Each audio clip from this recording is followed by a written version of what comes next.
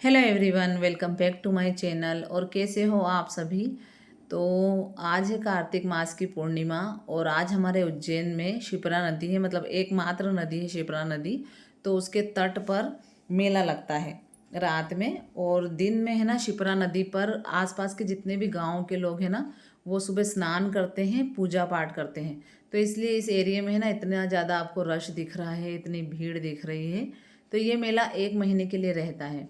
बहुत अच्छा लगता है। यहाँ पर सारी चीज़ें मिलती हैं, दुकानें लगती हैं, बहुत सारी खाने की बहुत सारी वैरायटियाँ रहती है।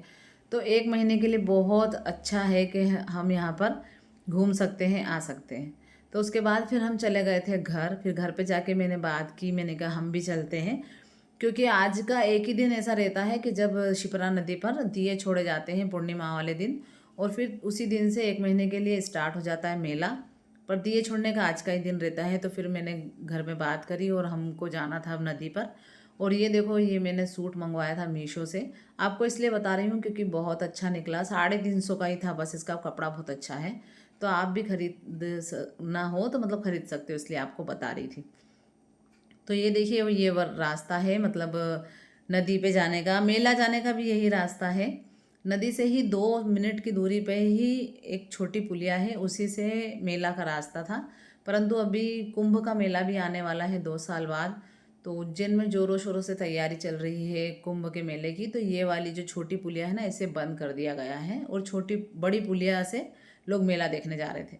और यहाँ पर देखो, मतलब सड़क पे ही वहाँ होटलें बने हुए हैं नदी के तट पे। तो वहाँ बच्चों ने, औरतों ने दुकानें लगा रखी है। तो है ना, डिस्पोजल की जो प्लेटें होती हैं ना, उनके अंदर बातियाँ तेल में डुबो डुबो के दे देते हैं वो लोग, और फूल, कंकु, हल्दी, मेहंदी ऐसे दे देते हैं, और वही नदी में लोग छोड़ देते हैं। तो आप देख ही रहे हो कितना सुंदर लग रहा है। इतने सारे दिए छोड़े हैं लोगों ने, सच में पूरी नदी चमचमा रही थी, बिल्कुल इतना सुंदर लग रहा था ना।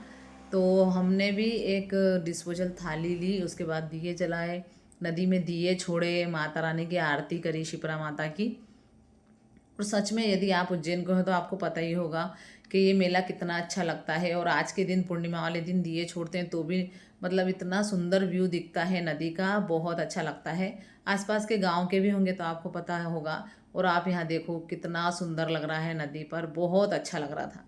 उसके बाद फिर हम मेला देखने तो आए नहीं थे, पर बच्चे साथ लाए थे, तो हमने सोचा चलो उन्हें मेला दिखा ही देते हैं, इससे थोड़ा हमारा भी घूमना हो जाएगा। तो छोटी पुलिया तो बंद थी, तो हम बड़ी पुलिया पर गए। यहाँ बहुत सारी दुकानें लगी थी। और देखिए, मैं आपको बताती हूँ, ये बड़ी पुलिया और सामने आपको लाइट दिख रही है ना, वहाँ हमने दिए छोड़े थे। मतलब गाड़ी से 15 मिनट की दूरी पे है दोनों पुलिया एक दूसरे से। और उसके बाद आ गया था मेला, मतलब पूरी पुल पार करने के बाद दूसरे तट पे मेला लगवा था कार्तिक का। और इतनी सारी दुकानें लगी हुई थी, तो हमने गाड़ी पार्क की और फिर हम चले गए थे मेला।